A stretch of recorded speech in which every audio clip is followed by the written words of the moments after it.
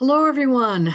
Welcome to PSY 602, Introduction to Research Methods, and this will be Lecture 1. So, as with most beginning lectures or first lectures of a course, we're going to talk about some definitional issues, some overall conceptual underpinnings of research methods, and just kind of get our feet wet with the area. So your first reading assignment is chapters 1 and 2 in the Trocum book. So please go ahead and do those when you can. And let's start off by talking about the research enterprise. Okay, so as you know, I'm sure you already know, modern society clearly relies on research to explore our universe, to explore our environment, to use and create technology, to understand ourselves, to understand ourselves, to understand others, and where research is very ubiquitous topic as a stats, as a statistics, and they both fall into so many different areas. So we asked a kind of trivial question here of what does research mean to you, but I'd like you to think about it just a little more deeply than the question might suggest, and consider, how after your dissertation, after you're done with this program, how is research going to be a part of your life? Are you going to be more of a consumer? Are you going to be more of someone who is involved in research, but maybe not a lead on research? Are you actually wanting to lead some research? Where do you fall? And what's of interest to you here? Okay. So when we talk about research, what are we talking about? We're talking about systematic investigation that is empirical, that really can be a public effort. Our focus, of course, is on social research that results in a research project. Okay. So a type of systematic investigation that is empirical in nature and is designed to contribute to public knowledge. I think that's a reasonable definition of research. For such a broad term, we have to be kind of broad in our definition. I think this one basically covers it. And if you think about all your dissertation topics or topics of interest, I think you will find that, they all kind of fit this bill. Okay. So the macro level effort, or the large scale level effort to accumulate knowledge across multiple empirical, systematic public research projects. That's how we might define the research enterprise. So here, we're not just necessarily talking about one research project, one research study, but how do multiple research studies, even across multiple types of ideas, go together to formulate a research enterprise. Okay. Translational research. Now, again, I know some of this, I'm sure you've already heard. Translational research is kind of an interesting one because it's one way to think about research, is to look at a research practice continuum, and translational research is really, in my mind, what a lot of you guys are doing in terms of translating knowledge gained from our research into practical applications.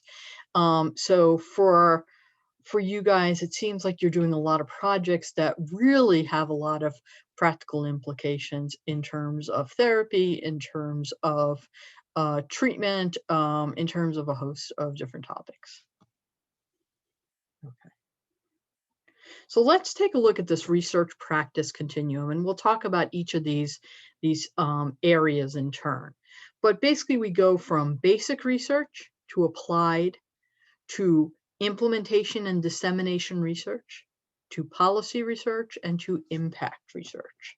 So we'll talk about each of those in turn, and you can kind of see the translational comes up a little bit with starting with applied, I would say, and then kind of going to the right side to implementation, policy, and impact. Okay. All right. So basic research, designed to generate discoveries and to understand how the discoveries work. So this is not really looking at how we're going to put it in a real world context yet. That's applied research. Applied research tests a discovery under increasingly controlled conditions in real world contexts. So we might be looking at, does cognitive behavioral therapy work with people who actually present with major depressive disorder? That would be an applied research topic. Okay, because we're putting it in a real world context of people with actual symptomatology. Okay. Then when we get into implementation and dissemination research, we're going to assess how well the innovation discovery can be distributed in and carried out in a broad range of topics. In a broad range of contexts. So we're going to extend beyond the original controlled studies. So this is going a little bit further than I think most of you are going with your research. I think most of you are doing applied research, because what this would do is it would take that study about cognitive behavioral therapy and major depressive disorder and start looking at it across many different therapy community mental health centers, let's say, okay, or inpatient hospitals or outpatient facilities, such as community mental health centers. So it would just basically try to look at it across a range of different situations to see if it actually works. Then policy research, okay, this one is designed to investigate existing policies or develop and test new ones. Very applied. And then impact research, research that assesses the broader effects of a discovery or innovation on society. So here you can almost think of, let's look at, now that we've established that CBT or cognitive behavioral therapy really works well with major depressive disorder and all these different contexts, how does that actually have an impact on society as a whole? Okay. Are we seeing reduced depressive symptomatology rates in a certain community or communities that are using this CBT method? Okay. So what is research synthesis? Let's talk about this a little bit. It's a systematic study of multiple prior research projects that address the same research question or topic, and then summarize the result in a manner that can be used by practitioners. So we're going to talk about how do we pull together different research studies. And while there could be many ways, we're going to focus on two ways: a meta-analysis and a systematic review. And I'm actually going to start with systematic review because I kind of think of the systematic review as sometimes a precursor to a meta-analysis, okay? And they can be distinct, and they do stand on their own, but you can also do one before another. So the systematic review focuses on a specific question or issue and uses specific pre-planned methods to identify, select, assess, and summarize the findings of multiple research studies. So I'm sure you've read some systematic reviews, perhaps pertaining to your dissertation topic, perhaps pertaining to other research topics you've looked at. It's a pulling together of all the literature, pulling together of on a very specific topic and trying to understand what is going on. Okay. Now, meta-analysis is kind of like this, but you're using statistical methods to combine the results of the similar studies quantitatively. So you're still trying to draw general conclusions, but it's a bit different. It goes a bit deeper, in my opinion, because what you're doing is you're actually, you're probably familiar with effect sizes. I think we talked a little bit about this in the past, right? How strong is a study in terms of its effect? How large is that effect, right? And you look at different effect sizes for different studies and combine those in a meaningful way. so that you can get this meta-analysis. So for example, if you have one study that has a very, very large effect, but it only has 20 people in it, and then you have another study that has a moderate effect, but it has 1,000 people in it. Well, as you might have guessed, the 1,000 people study tends to get a bit more weight than the 20-person study. And there's all kind of different interesting ways to approach that. Okay. So let's talk about some guidelines. When we're talking about a systematic process that leads to a specific set of research-based recommendations for practice that usually include some estimates of how strong the evidence is for each recommendation. So in other words, let's think about the DSM, right?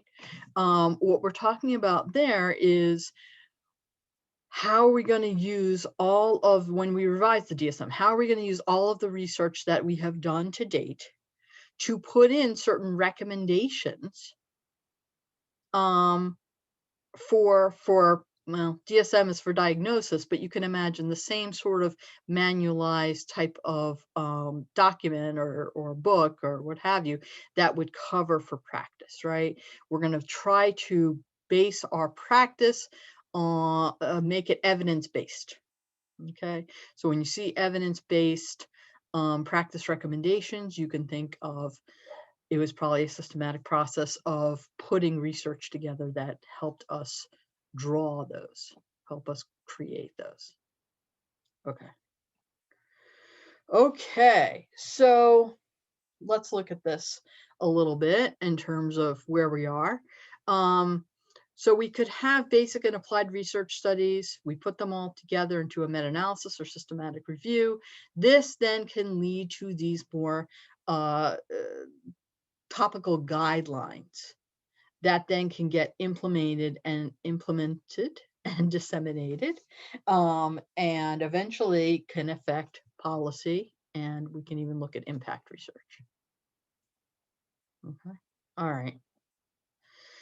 So evidence-based practice, what we were just talking about, right? I'm sure you're familiar with the idea that there has been a lot of movement in this direction.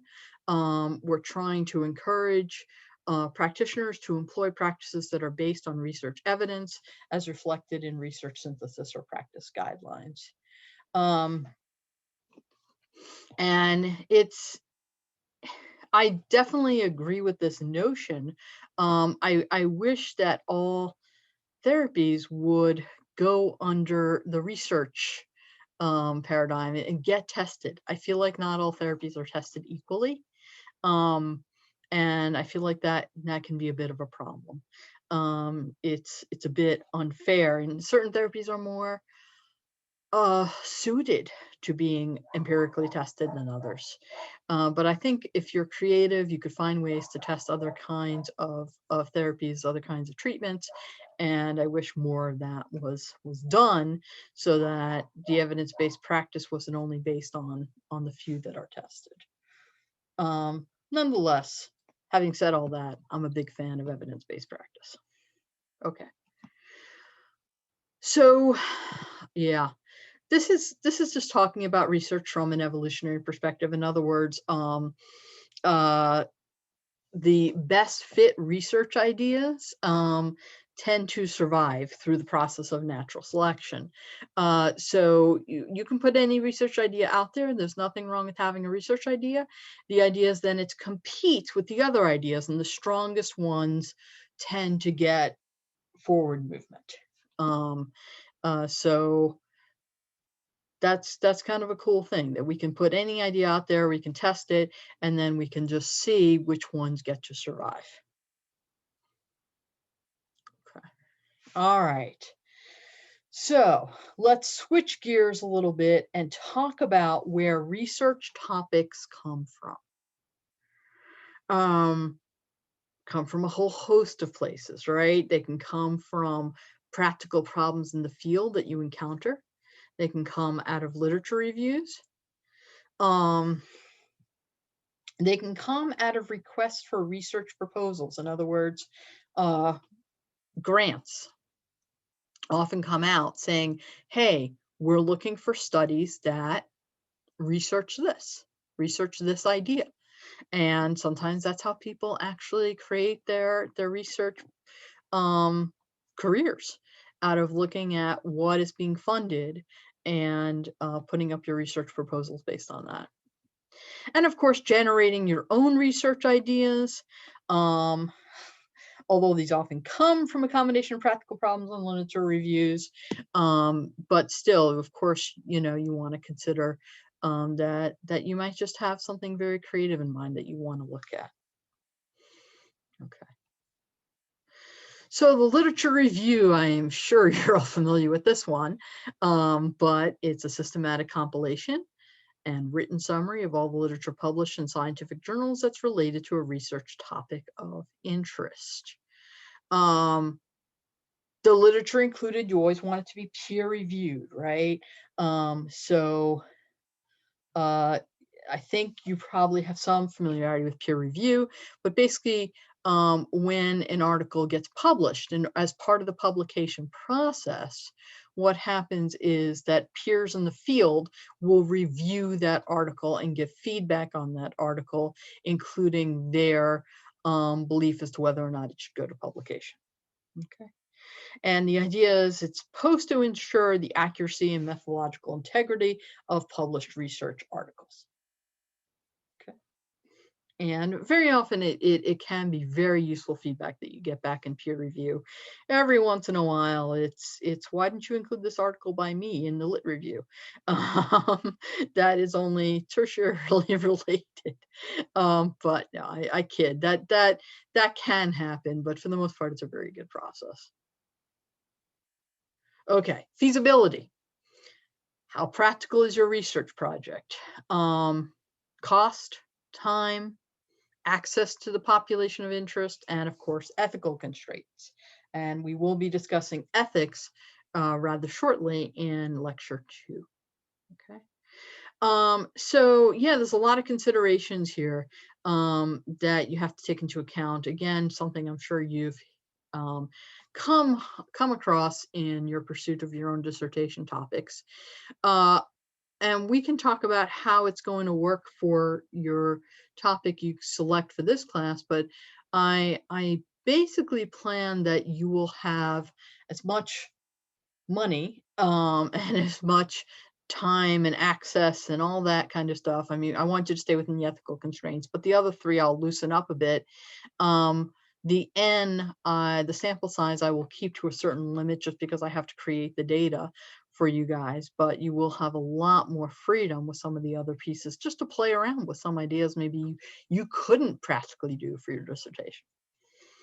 Okay. And of course, research does have its own language, its own vocabulary. And let's talk a little bit about that. So theoretical. Theoretical research is concerned with developing, exploring, or testing the theories or ideas that social researchers have about how the world operates. Okay, so a lot of research is, of course, based on theories. So if we think of the 5-factor theory of personality, the that's out there, maybe that theory you'd want to test something and test a piece of that and see, do people who are high on extroversion as compared to openness display more also of this other characteristic? Okay. All right. So empirical, based on direct observations and measurements of reality. So we like to do empirical research, and we'll talk a little bit more about where you want to start with your research and how different starting places can yield very different results. Okay, so let's also talk about probabilistic. Well, you know that's based on probabilities. We talked a lot about that last semester. Causal, pertaining to a cause-effect relationship, and a causal relationship, of course, is a cause-effect relationship. Okay, so we kind of talked a little bit about cause and effect last semester. You need many characteristics to be able to start claiming cause effect, and we'll continue that conversation this semester. But If you remember, one piece is that you have to be able to manipulate your independent variable. So that's a toughie. It's a toughie for a lot of applied research, for a lot of clinical research. But, you know, if you can do that, you are on the path to cause effect. Okay. So what about types of studies? Well, there's descriptive studies, right? A prevalence study. What is the prevalence rate of antisocial personality disorder in a population of X? That would be a descriptive study. Relational studies. What's the relationship between two or more variables that are not necessarily causal? Okay. So what's the relationship between self-esteem and extroversion? We could ask the question, do people with higher self-esteem show higher levels of extroversion? Okay. Causal studies. These do look at cause and effect. Does one variable cause a change in another? If we tell people that they are about to do a very hard puzzle, will they perform better or worse than those who are given the same puzzle but told that it's easy? That's where we might start thinking about cause and effect. If we get those groups to be really nice and equal, and the only thing we change is whether we say this is an easy puzzle, this is a hard puzzle, and we look at the outcome, how quickly they solve the puzzle, that's looking pretty close to a nice cause and effect study. Okay. Cross-sectional studies. These take place at a single point in time, whereas longitudinal studies take place at several points in time. When you talk about repeated measures, and you remember we talked about the repeated measures ANOVA last semester, it's usually two or a few waves of measurement, whereas a time series design has many, many waves of measurement. More than 20 would be typical.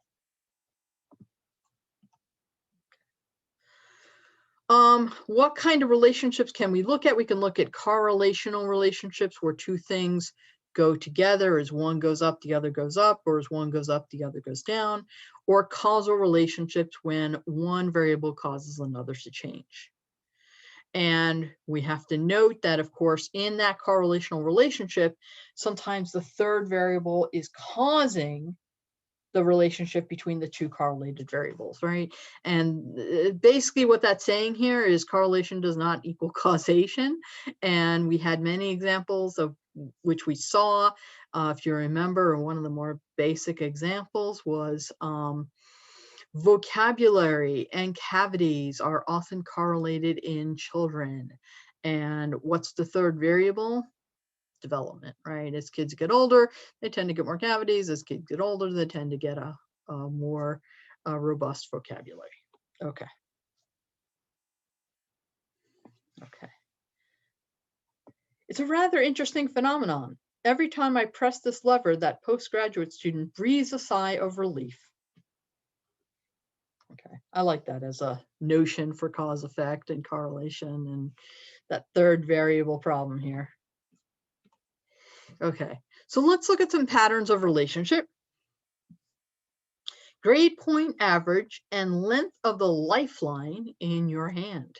It's kind of a funny one. So according to this graph, we would say that there is no relationship. As grade point average increases, we don't see any change in the lifeline on the hand. If you have never heard of that, it's you know, you have all these sort of grooves or lines in your hand, and supposedly one of them is the lifeline and can predict how long you are to live. Okay. I don't think there's much research on that that actually bears that out, but there you go. Okay, years in school and salary expectation. So apparently there is a strong relationship here. As years in school goes up, so does a person's expectation of a larger salary. I don't think that's always true, but here we have a nice positive relationship for that.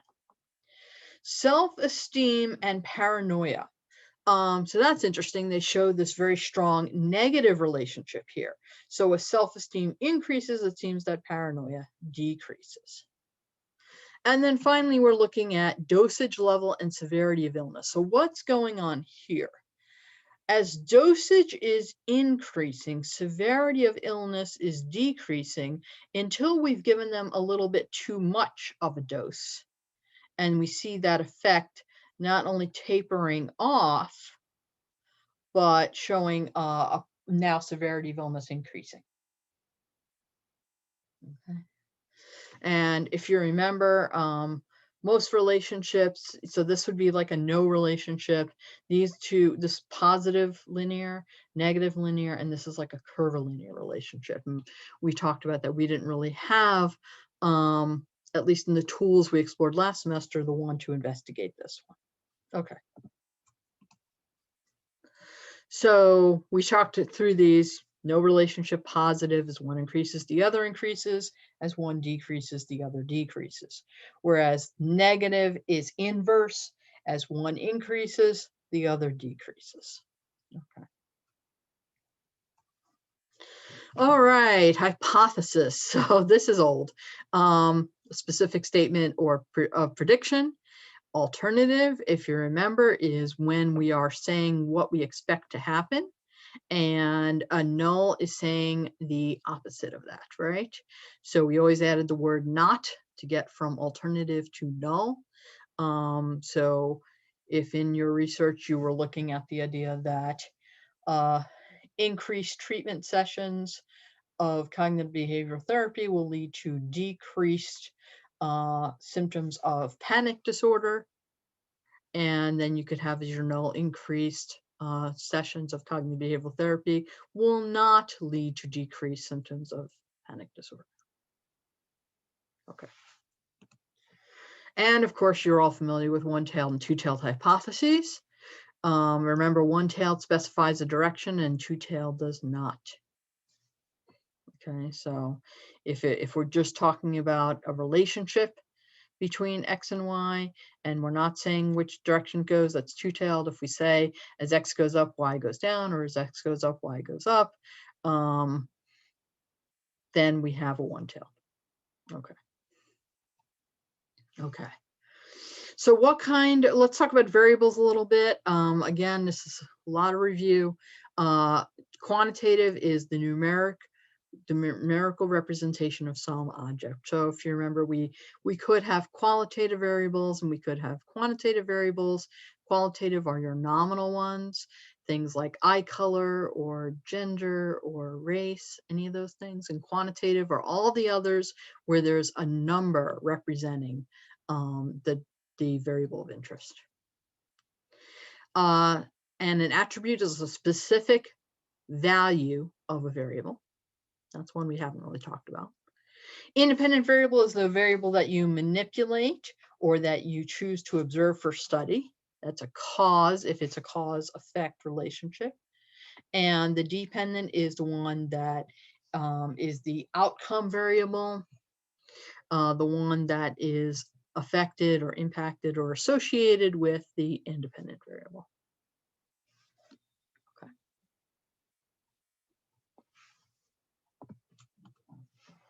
Okay.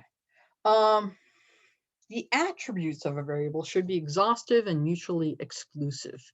So in other words, if I was giving you the attributes for eye color, and I said black, brown, blue, green, hazel, my list should be exhaustive. I should include all the eye colors, okay? And they also should be mutually exclusive. So in other words, if I simply said black, brown, hazel, blue, green, and I left it at that, you could have a problem that someone might say, I have blue and green eyes, and they wouldn't be mutually exclusive.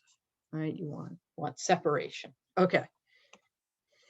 So we talked about qualitative and qualitative data. And those could be in the form of text, picture, sounds, anything really that's non-numerical. Okay. So in addition to thinking about eye color and gender and race, also think about anything that really you can collect that might not take a numeric form. Okay. And this is done a fair amount in cross-cultural data, where sometimes trying to get people to give you either a number or a verbal answer is not easy, and sometimes text and pictures are used. Okay. Okay. So let's talk about the unit of analysis. Now, we are so used to looking at individuals, right? That psychology is really often a study of individuals, and we can look at again, same example, cognitive behavioral therapy. Does it increase or decrease symptomatology in persons with panic disorder? Okay, so we can also look at groups. So we can compare something where we two classrooms. Let's think of it that way, right?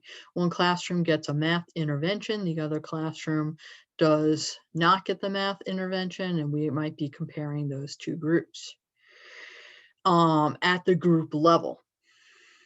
Now I'm gonna, well, no, I'll go through these in order. Artifacts, books, photos, newspapers. You might be looking at things at that level. You could look at geographic units like towns and states. And there's even something called dyadic analysis where you look at social interactions. You could look at people in a marriage together, people who are divorced, etc. But the idea is you're not looking at them individually, you're looking at the dyad. Okay. Or you're looking at the function of the social interaction, I should say. Okay. Hierarchical modeling, and that's not something we talked about yet, really allows you to analyze multiple units of analysis. So let me give you an example here. Let's say you were interested in how a hurricane impacts a community. Okay, so maybe there's some individual factors you want to look at, like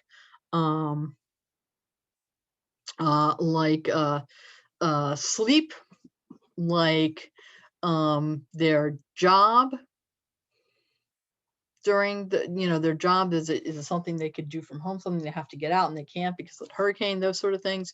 You can look at a lot of individual factors. You can look at previous symptomatology, those sort of things. But you can also look at group level factors or community level factors, such as community self-efficacy. Are you living in a community where there tends to be a lot of belief in, we can do this as a community, or a community that's more helpful than other communities, community where people get out and shovel each other's driveways when there's a snowstorm. So let's say you're interested in both individual factors and community level factors. You might use hierarchical modeling to get a handle on that. Okay. And same with that example I gave you with the classrooms before. You really can't just look at those individuals in the classroom like you would with a standard statistical analysis, because they are grouped within that classroom. So you really have to, a hierarchical model might be appropriate there too. Okay. So let's talk a little bit about deductive versus inductive reasoning. So deductive reasoning is when you start with a theory. Based on your theory, you draw a hypothesis, you get observations, and you either confirm or hopefully refute your theory. On the other hand, inductive reasoning, you start with an observation, you look for a pattern, you develop a tentative hypothesis, and then you come up with a theory. Okay, so let me actually go back to this for just a moment. I mean, there's there's deductive reasoning can be dangerous, but it can also be helpful. It can be dangerous if you're just going for a theory and I'm going to prove this theory um, through observation. And if you basically start doing things in a biased way, right? Anything can be problematic if you're going to approach research with some sort of bias in you. But if you are just looking at, like we were talking about before, like the 5-factor theory of personality, and you wanted to draw a hypothesis based off of that theory, look at observation, confirm or refute that theory, that can be fine. And inductive reasoning, again, starting with an observation, that tends to be a little bit of a safer path, I'd say, because you're starting with observations, looking for your pattern, forming a hypothesis, and then going to theory. Again, however, if you have a bias somewhere along the way, it's going to be problematic. Okay.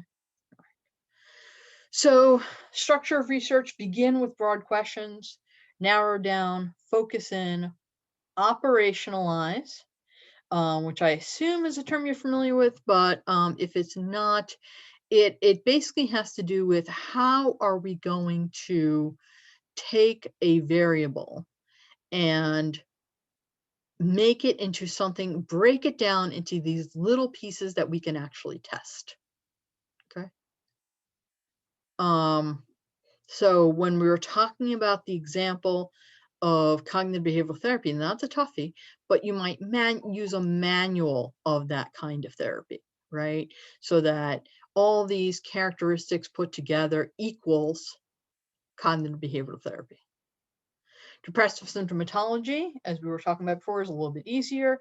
We might use one of the well-known measures of major depressive disorder, of depressive symptoms, and look at it that way. Anyhow, we observe, we analyze the data, we reach conclusions, and then once again, what do we do? Once we get to the end, we go back to the beginning. We generalize back to what's the next question. Okay. All right. So I like this also because if you haven't heard of it before, it's kind of cool because it's how I like to think about the structure of a study, because it also, begins broad, gets very, very narrow with observing and analyzing, and then you generalize back. It gets broad again. Okay. This is one of my favorites. It's called ROTS. Whenever you're thinking about creating a hypothesis, I like to say, think about ROTS. Think about it being repeatable. Okay. So is this something someone else could test again? Could they repeat this study? Observable. You've got to be able to observe what you're looking at. Right? I know that sounds like the obvious, but we can actually make this error. We could sometimes come up with an idea and you wonder, well, how can I actually even look at this? How can I see this? I'll give you an example. If you're trying to look at a very, very rare phenomena, you might run into a problem of observability. Testable. You have to be able to test it, right? And specific. You want, we'll talk about specificity. You want a specific statement to help ensure that the researcher understands the problem. And if you have made your study specific enough, if you've made your hypothesis specific enough, it should start leading right into participants, apparatus, instruments, measures, all that kind of stuff. Once you get your hypothesis to be very, very specific and operationalized, it starts taking form. Okay. All right. All right, so let's talk just a little bit about research components now. So you have your research question, right, which is typically phrased in the language of theory. Okay, fine. And then the research question leads to the hypothesis. That leads to the operationalization, the act of translating the constructs into into the different little pieces that you can actually break down and measure and test. Okay. So I like this one. This is someone asking, so how do you feel on a scale of 1 to 10? And the person responds, the way I feel is hard to quantify. Well, how hard to quantify is it on a scale of 1 to 10? Anyhow, some things are a little bit more difficult to quantify than others, and operationalization can be a tricky thing to do depending on what topic you're looking at. But psychologists have come a long way in this area, and I feel like we've gotten decent at it. Okay. Components of a research study. Continuing on with that, we talk about the research problem, the research question. I always say the research hypothesis after this, because the question really is doesn't necessarily specify the direction as well as a research hypothesis does. So I like to add that in. The cause, the units, the measurements, the outcomes, the effect, and the design. Okay. So let's talk about this a little bit. Validity. Important area. I'm sure you are looking at different types of validity for your studies, but we'll talk a bit more about this as we go forward as well. So what are these different, there's 4 main types of validity. First one I want to talk about is conclusion validity. Is there a relationship between the cause and effect, or between the 2 variables? Okay, it doesn't have to always be cause and effect. Is there a relationship? In other words, did you find statistical significance? Internal validity actually has to do with, is the relationship causal? Okay, we tend to look at that. Construct, can we generalize to the constructs? Can we generalize outwards to what we were trying to show here? And then external is, can we generalize to other places, persons, and times? So one quick comment I'll just make here, and we'll talk more about it later, is internal validity tends to be more related to, how do I say this? Does your IV predict your DV, or does your IV cause your DV? So if you have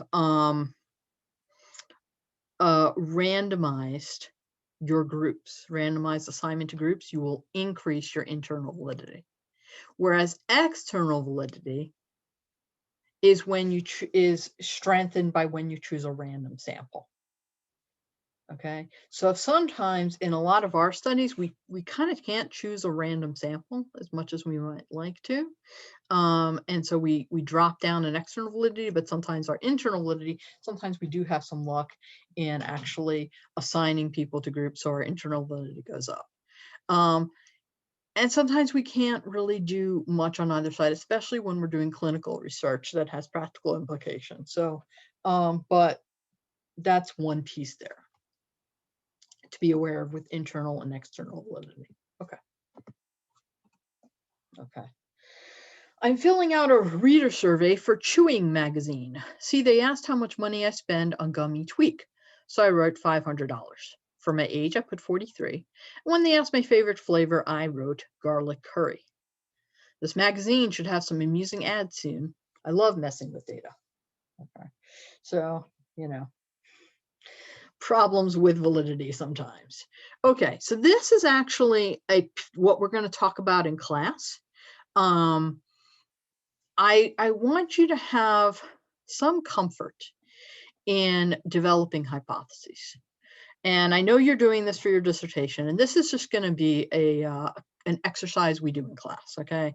So what I'd like you to start thinking about is, do you pick a hypothesis you kind of, pick a headline you kind of like, such as Wikipedia wants you to hear voices of the worst airports in the US.